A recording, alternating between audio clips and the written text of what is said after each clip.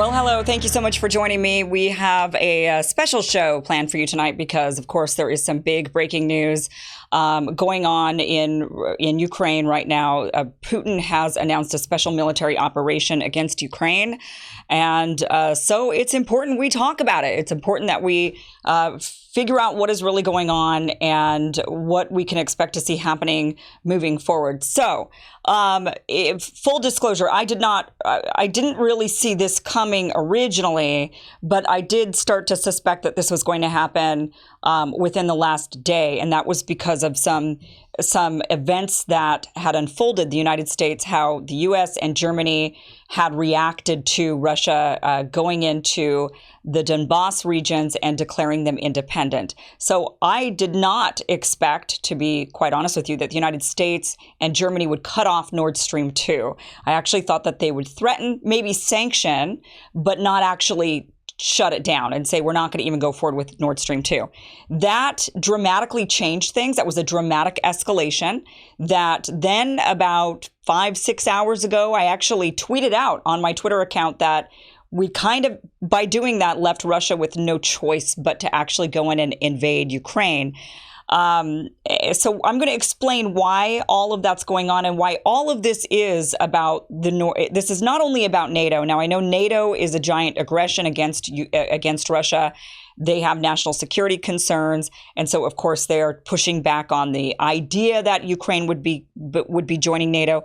But Ukraine is not in NATO today. Ukraine is not even on the verge of becoming part of NATO. There's no imminent vote or, that process is far out. So the big question then is, why would Putin and Russia want to invade Ukraine or conduct what they're calling a special military operation? Why would they want to do that today if this, over an idea of NATO? And that's because that's not really what any of this is about. It's always been about, and I will assert this again and again and again, this is about resources, energy resources. And it always is when it comes to foreign war in the United States. It's always about oil or gas, and this is about a natural gas pipeline. And what it is that, and I've talked about it here on this show before, that Russia provides Europe currently with about 40% of Europe's energy. That is a lot. That is a way more than what the United States is comfortable with.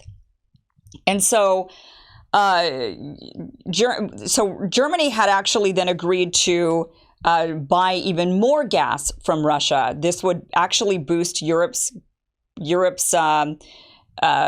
buying of gas to 80%. Of their energy. Russia would be providing 80% of their energy if Nord Stream 2 pipeline had actually turned on. So this was a giant security threat for the United States. I mean, the U.S. believes that this is a problem. Europe wasn't really viewing it as much of a problem. Europe is not worried about a Russian invasion.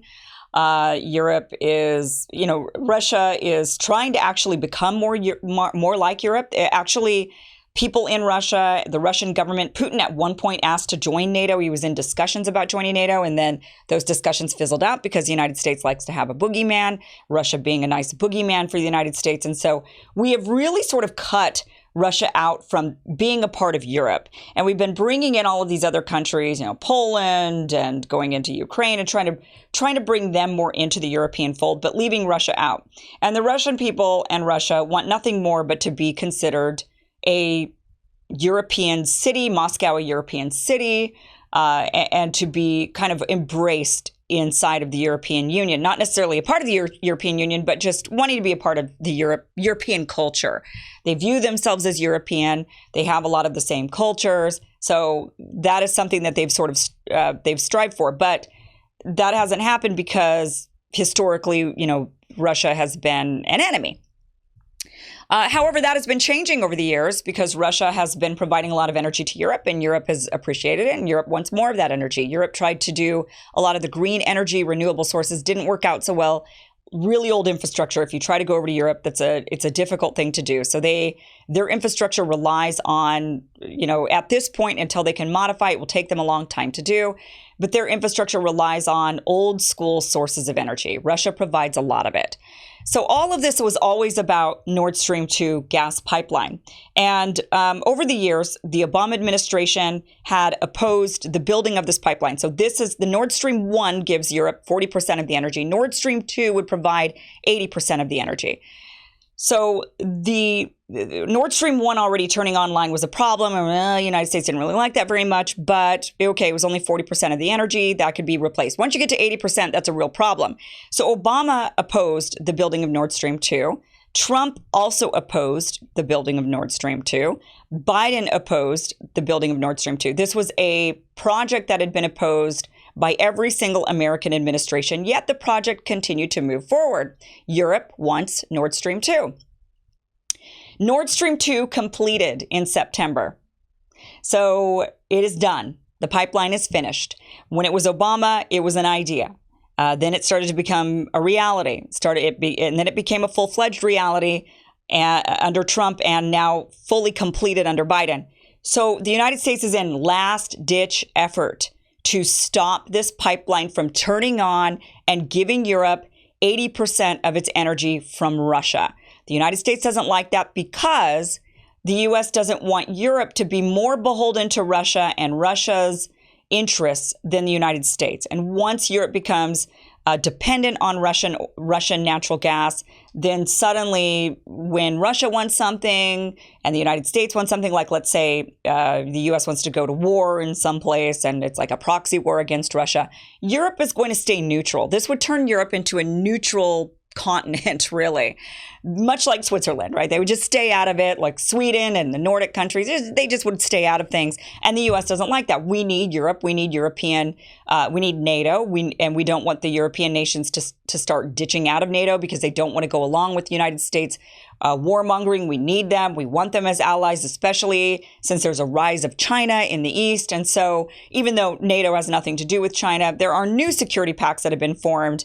The AU, what do they call that one? It's with the Australia and UK. I think it's I forgot the acronym to it, but it's like AU, US, UK, something like that. So that, we're starting new security pacts to try to counter the rise of China. And so we want to keep Europe in our good graces. We don't want them to be hesitant to join in because Russia and China are friends now. So if we try to pick a fight with China, Europe is also going to be a bit reluctant because Europe is going to say, hey, we don't want to get involved. That's a proxy war with Russia. And we really want to kind of stay out of it. That is what the United States is worried about with this Nord Stream 2 pipeline. That's what it boils down to. There's not really any money lost or gained for the U.S. So it's not really about that. It's really more about keeping Europe in our fold. So everything had been done to try to stop this pipeline. Now, Biden went ahead and lifted sanctions on this pipeline back in May. There were sanctions on it from the Trump administration and even from the Obama administration. I believe certainly from the Trump administration. Biden actually lifted sanctions on the pipeline. He said, well, it's complete. There's really no point in doing this and in continuing to sanction it. But he did that under a pact with Germany. And that pact with Germany was, but if, okay, we will allow you to go ahead. And now when you look back at it, it was just such a scam. So the administration says to Germany, we will allow you to go ahead and turn on this gas pipeline and get your energy from Russia, which, by the way, in Europe, energy costs are extremely expensive. Like, that's your biggest bill in Europe is going to be your energy bills. And here in the United States, it's like rent. And then energy is, when you pay your gas bill and your power bill, those are smaller bills. In Europe, boy, your energy bill could be bigger than your actual rent or your mortgage. So he says to them, okay, we'll go ahead and we'll allow you to do this. But if Russia has any sort of act of aggression, then that's it. Cut it off. You're not going to do it anymore. You have to agree to this. So Germany agreed. Germany said, okay, fine. If Russia does any sort of aggression against Ukraine, or I believe mostly specifically against Ukraine, then we will halt Nord Stream 2 pipeline. And sure as what what happened? So now, as soon as the U.S. continued to push and claim that Ukraine was going to go into NATO, or that Ukraine was going to be joining NATO, There's a lot of this discussion, obviously, that was ruffling Russia's feathers. I think there were some probably other behind the scenes feather ruffling that was going on. But ultimately, we sort of pushed Russia into this spot where they felt very threatened by, I'd be remiss if I didn't mention the coup. So in 2014, the U.S. essentially ousted a duly elected leader in Ukraine that was friendlier to Russia, more pro-Russia, and the United States backed a coup that deposed that president and installed a U.S. pro-Western president instead. And that happened in 2014. When that happened, a lot of Ukrainians were really pissed. They did not like their election to be meddled. They didn't like their politics, their government to be meddled with. They were very angry. And a lot of them started to rise up in sort of resistance and revolution. Civil war kind of broke out in Ukraine. That is when Russia had the opportunity to then go in and annex Crimea. Again, that was, had the U.S. not deposed this president, staged this coup, then there wouldn't have been a reason for Russia to have to go in and annex Crimea because they're friendly with their neighbor. They weren't, so there was no real reason to do that. But when the U.S. decided to go in that direction, that's when Russia came in. And maybe Russia would have negotiated with Ukraine to get Crimea back. Crimea was this territory that was gifted to Ukraine at one point, but it really, there's really no reason why Crimea was gifted in the first place is kind of bizarre. It's a majority Russian-speaking area, mostly Russian ethnic people. Really bizarre thing to do. But anyway, you know how it goes with map drawing. Things get carved up weird ways. Crimea was one of those things. So maybe he would have negotiated at some point for Crimea to join back with Russia, in some sort of a financial exchange or maybe even a land exchange. Unclear. Who knows what would have happened? Woulda, coulda, shoulda. Doesn't matter. Didn't. Instead, the president of Ukraine was deposed. A pro-Western leader was installed. And we've continued to ensure that pro-Western leaders are in Ukraine, which now we have Zelensky. So that first has to be addressed, that's what happened in Ukraine. And then from there, the uprisings continued. And that is where the region of Donbass remained in civil war. They remained in a civil war with the rest of Ukraine from that 2014 coup that the United States backed. And they had been fighting for 8 years for independence away from Ukraine. There were the Minsk agreements that said that they would remain an autonomous region. It was giving them the opportunity to govern themselves, to be independent, but to remain a part of Ukraine. Ukraine was supposed to they agreed to the Minsk agreements, right? They agreed to it, but then they never really fulfilled it. And their reasoning for not fulfilling it was because they said, wait a minute. This doesn't sound like a really good idea, because what's going to happen now is you're going to have these really pro-Russian territories that are going to have representation in our government. And we don't really want basically Putin spies. The way they framed it was like, these are going to be spies for Russia or Russian agents, Russian assets from these territories because they're more pro-Russia. And they're going to essentially infiltrate our government and vote against things and whatnot. And so they never really fully went forward with the Minsk agreement. So the fighting continued between these rebels. They call them pro-Russia rebels, which I think is such an insult to say. It would be similar to, calling the American colonies at the time when the revolution was going on, calling them like pro-French. You're like, oh, those pro-French Yankees rather than Americans, right? So these are Ukrainians that are living, that are wanting to be independent from Ukraine in their little region. And so that fighting had been going on for a while, and the Minsk agreement was not really going anywhere. It had stalled. They'd actually negotiated the Minsk agreement twice, and nothing really came. There was an agreement, nothing happened.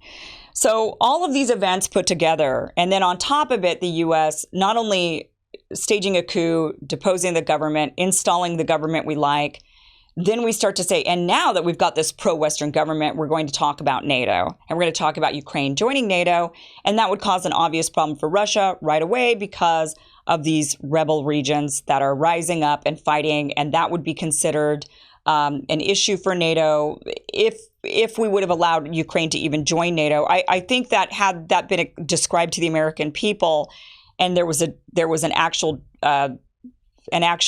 like being really forthcoming and saying, look, Ukraine's going to join NATO, but guess what that means? That means we're automatically going to have to go to war because they're in a civil war right now. That should disqualify them from joining NATO, but you never know. People are tricky. So this has always been the beef with Russia, and it's been a beef for the last 8 years. So there's been a lot of tension in that region for all of these years because of these various factors. And now with the Nordstream 2, and this is what it all boils down to. It all boils down to this gas pipeline. Don't think it's anything else. A lot of people are saying, I mean, most people aren't even mentioning the pipeline. I'm so surprised that most people are not even, they're thinking, oh no, it's just Putin and his quest to restore the USSR, right? They're just thinking that Putin is this big warmonger that just wants to restore the USSR and the glory, and he's all about glory and power. And that's what it's about. It's just about this pipeline. So Russia's relying on this pipeline. The Russian people have drastically and rapidly elevated out of poverty. One of my good friends is Russian. She's American and Russian. When she was living here in America, said, I'll never go back. It's terrible. She's like, when I was a child, there were bread lines. And, she lived through the hell, did not want to go back. She ultimately did need to go back for a family emergency, went back, and she'd gone back to visit, but didn't live there, didn't really want to live there. Every time she went back, she just stayed with family. She didn't really explore life as a young, single Russian. So now she's living in Moscow. She says, she won't come back to the U.S. now to live. She says, oh no, life is so much better here. She's like, I cannot believe how much better life is. We have cool restaurants, we have cool bars and clubs and great shopping, and we have a European lifestyle. So things have drastically changed for the Russian people. That has been because money has gone into the economy. A lot of that money going into the economy has to do with Nordstream 1. Nordstream 2 promised an even better life for the Russian people. They're not interested in changing that.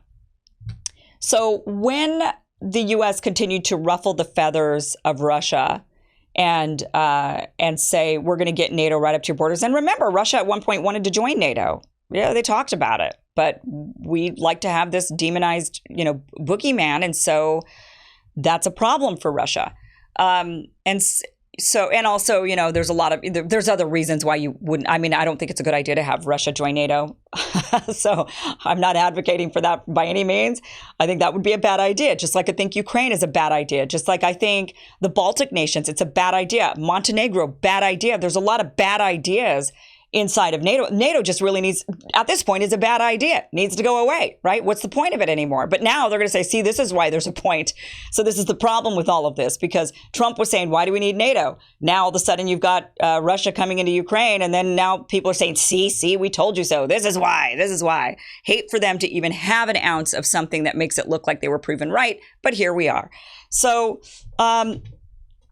when Russia ultimately then just declared these regions, Donetsk and Luhansk, to be independent, did not annex them. A lot of people were saying that he was going to go in and he was going to annex these areas. I had said all along, he has no intention to annex these regions. He wants them to remain independent. He wants that buffer zone. Then, the question then goes, well, how much of a buffer zone does he want? Because there's a lot of Ukraine, not just that area. There's a lot of Ukraine that's on the Russian border. And then it was like, well, I could certainly see a scenario, I suppose, where maybe he would go in and try to secure the border there. But I don't know. But nonetheless, he didn't actually annex those regions. He declared them independent. Declaring them independent should have just been it. Look, those areas have not been under Ukrainian control for 8 years. This could have just ended and de-escalated very quickly had we just said, okay. And had the United States just said, okay, and they're not going to be part of NATO. And you can give your pipeline to Europe and make money and supply, elevate the lives of the Russian people. You could do all of that. No big deal. We have to remember, Russia has been on our side of all the big wars. All the big wars. Russia's actually an ally. World War I, World War II, War on Terror. Russia has been an ally. So it's odd, that we've turned them into this kind of boogeyman. And we have over communism and USSR and Korea and Vietnam and, there's these other Syria proxy wars. But the big wars, they've been on our side. And they took way more hits than we ever took, especially World War II. So, but we maintained this sort of hostile dialogue, kind of continued on with the Cold War. And now when the U.S. didn't just say, all right, fine, no NATO. All right, fine, those areas, I guess, could be independent. I mean, here we are being very, very hypocritical by saying, well, Taiwan is independent, but these areas can't be independent, right? Or, and a lot of nations are not recognized by other countries. Like Israel isn't recognized by a bunch of countries. Taiwan's not recognized by a bunch of countries. And these areas, Donetsk and Luhansk and in Donbass are probably also, well, they're not recognized by anybody but Russia at this point. Maybe Belarus. Or, unofficially by some other places. So when the U.S. then escalated and said, that's it, you're sanctioning, fine, okay. I don't think anybody really cared so much about the sanctioning. There was, White House says Russia invaded Ukraine, triggers off stiff sanctions. So they're saying that this rolling into this already independent area that has not been under the control of Ukraine for the last 8 years, they're saying that is an invasion. Really tough to call it that. Probably shouldn't have escalated it to that point. But the big escalation beyond the sanctions was this: when Germany halted the approval of the gas pipeline of the Nordstream 2 after Russia's actions. So the pipeline is complete. It is just being inspected by the EU and German authorities at the moment, or it was. And then they were expected to turn it on at any time. And I believe that is really why the White House escalated this and pushed Russia into this corner and did a lot of stuff to them, because they were hoping to get to this point where they could ensure that this pipeline would not happen. Because if they could bait Russia into an escalation, Germany has to uphold their end of the bargain when the sanctions were lifted back in May against the pipeline. But here it is. The German chancellor announced that certification process for the Nord Stream 2 pipeline was halted after the Kremlin ordered troops into eastern Ukraine, saying that the situation had fundamentally changed. Now, remember, these were not troops ordered into eastern Ukraine. Depends on who you're talking to, just like Taiwan, just like Israel. These troops were ordered into Donetsk and Luhansk, not Ukraine. So that is... so this escalation with this pipeline that you could see here, this is the Nord Stream 2 pipeline. This escalation, after this whole thing has been built, I mean, imagine how much money has been dumped into this thing to build this sucker that would go all the way from Russia to Europe under the Baltic Sea. I mean, you're talking billions and billions of dollars have been spent on this, and now they're being told it was a waste. Now they're being told, sorry, you wasted your money, Russia. This sucker's not going to be turned on because you recognized these two areas of Ukraine that have not been under Ukrainian control for the past 8 years as independent. And now you must pay. And the way billions of dollars lost in this pipeline. That escalation was very bad. And that suddenly, I did not think in my calculations when I was like, oh, this is so ridiculous to think that Russia's going to be invading Ukraine. Apparently, Russia suspected this was going to happen. The Biden administration certainly did. I didn't suspect that this would happen, to be quite honest with you. I thought that there was no way that the West would do this because it would trigger a war. And I thought that they were trying to de-escalate. That's what they kept saying to us. And there's two quick and easy ways to de-escalate this. Say, okay, Ukraine's never going to be a part of NATO. And Nord Stream 2, we're not going to turn it off. You can go ahead and continue. They could have done a diminished capacity so that Europe doesn't get 80% of its energy from Nord Stream 2. I mean, they could have done all these things. But they chose no. They wanted to ensure the pipeline wasn't going to turn on.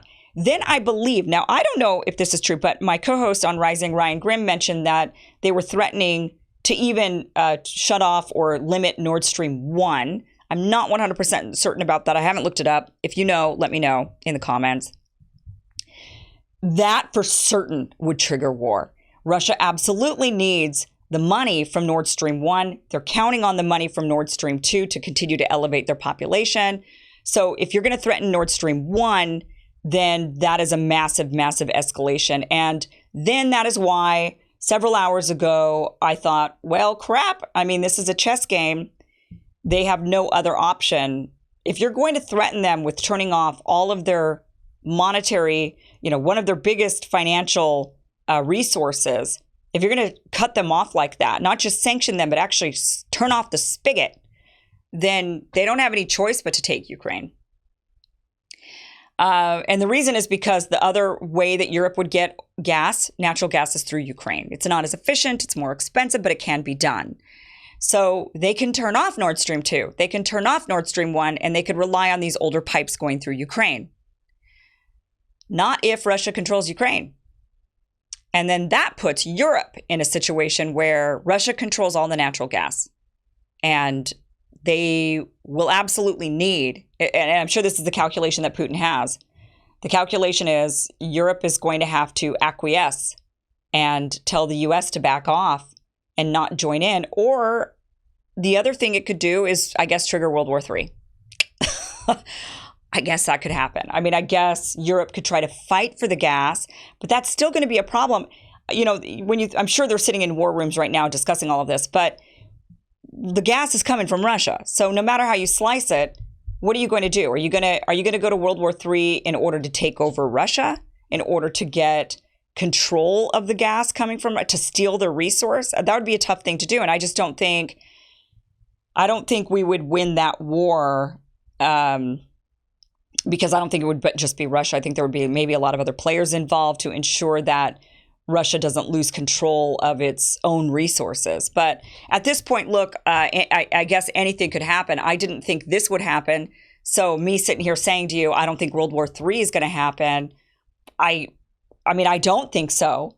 But I guess I guess anything's possible because anything could escalate. And if they just continue to escalate and escalate and escalate to that point, then I suppose.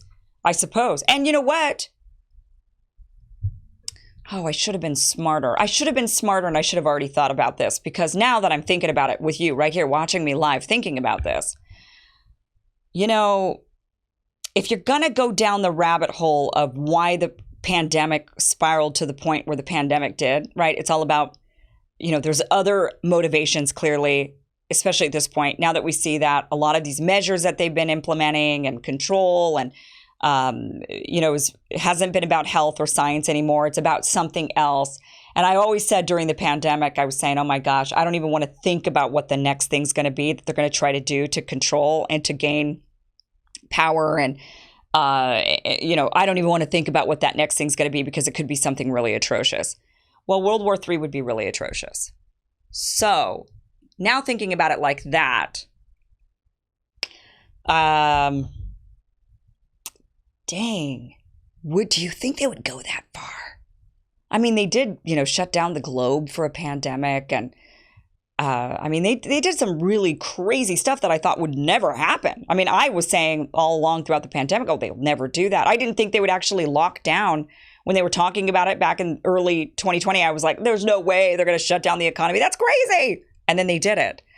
And then I thought, there's no way that they're going to mandate vaccines. And then they did it.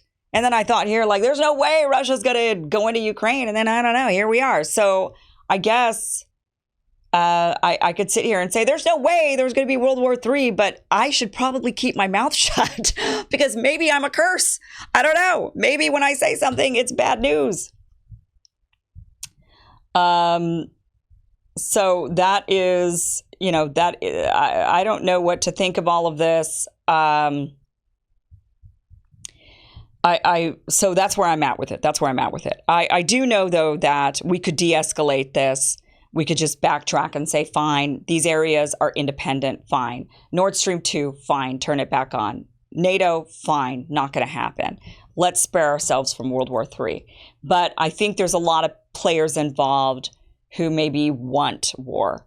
So if that's the case, then it's up to Europe how they're going to respond. Are they going to join in with the United States? And this is a question Europe needs to ask itself. Is it going to join in on this warmongering, feather ruffling escalation against Russia? Or will Europe stand on its own and say, actually, let's not go down this road. Let's be friendlier with our neighbor.